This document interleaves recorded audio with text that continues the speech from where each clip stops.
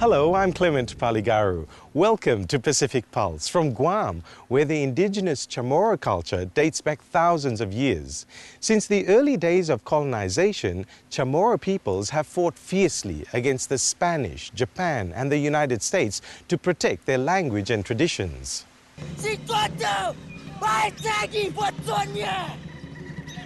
These artists, reenacting some of Guam's history, are members of a cultural group committed to reviving Chamorro pride. Being Chamorro, having a culture and a sense of place and a sense of home is what makes us unique in this world. Through time, as we evolved and as our culture evolved to adapt to the new influences and the new pressures of whatever government was here, of course our cultural practices were also compromised. Even today, there are things that we are thankful for being part of the United States, but we also have to ask ourselves, what are we actually compromising? But to what degree do we feel like we're being bulldozed over? Guam is a territory of the United States, which right now is substantially expanding its military base on the island. This is regarded by many as the most serious threat to Chamorro culture today. We have been militarized for way over 100 years now by the U.S. military since 1898. And as a militarized community, we have seen our landscape change drastically. From the time that I was born to now, I've seen fences go up. I have seen challenges to our language. There are many children today that are having trouble speaking the Chamorro language. Over 8,000 American Marines and their families will move to Guam over the next few years. Many expect youth culture to become even more Americanized, but it's the takeover of land and coast that's causing most anxiety.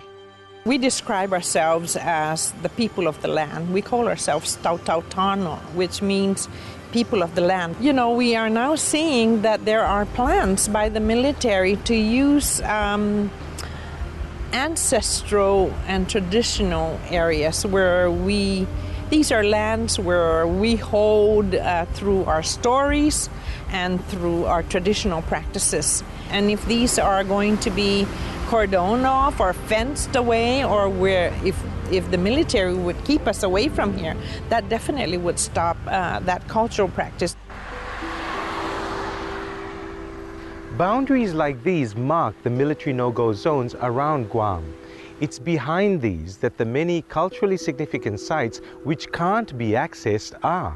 Why don't you just show me the traditional stone where this type of medicine was pounded? Among those directly affected by the restrictions are Chamorro traditional healers.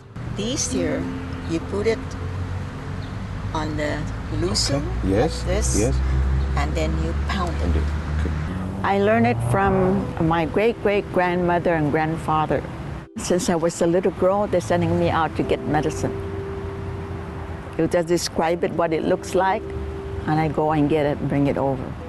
And you pick this up, put it on the gauze, and then wrap it around it, and then give it to the baby. Our land is getting destroyed, and where all the medicine is at, very rare medicine, is been destroyed from the military. And most of them are behind the gate. So you know the medicines are there, but you can't access them? Cannot, so have to find some other places to get it. Does that make you upset with the military? Oh, yes. It does me because of, how are we going to teach our children? We cannot teach our children. With the military is behind there where you know where the medicine is at. Because I want to teach the children, the young generation, because I'm not going to be here forever.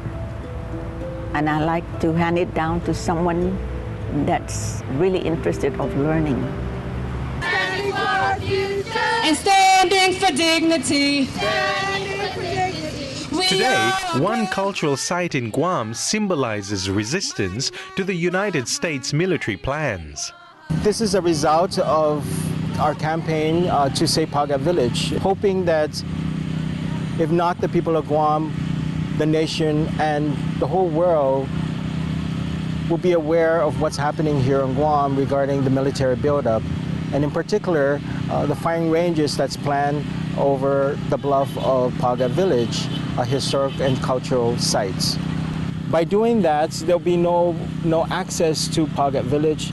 The village is about 15 kilometers away from Hagatnia, the capital of Guam. The Suruhanos and Suruhanas, or the local healers, go visit Pagat Village for two reasons. One is to gather the herbs, and the other is to reflect with their ancestors, to give them the strength to continue doing the healing. We have the fishermen that will go down towards the cliffside and do fishing at seasonal times. And you have the young people that go down there to get refuge, to reflect. To even imagine that an area that has ancient villages and ancient burial grounds will be used for firing, where Marines are going to be running through and very loud, is really disrespectful to who we are as a people and what we believe, and to our ancestors themselves. Pagat Village is now central to ongoing talks between the United States and Guam about the military buildup. But it's also fueling efforts to revive cultural awareness on the island.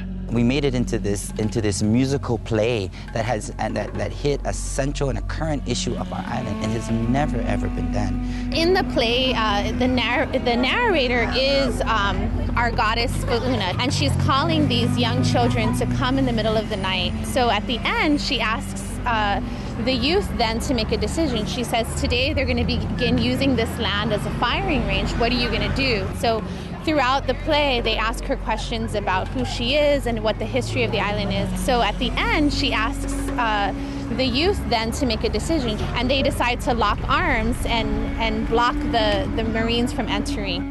And I think that's the bigger lesson, is that, you know, we can use art, we can use culture, we can use music to really reach out to our people. Our identity is lost. The stories and legends we once knew are gradually coming to an end. But I will not let our story end.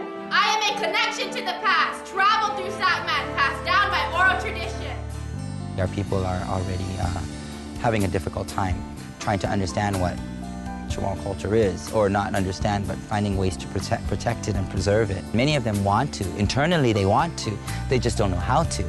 So hopefully, with the military buildup, that will kind of spark and start a renaissance.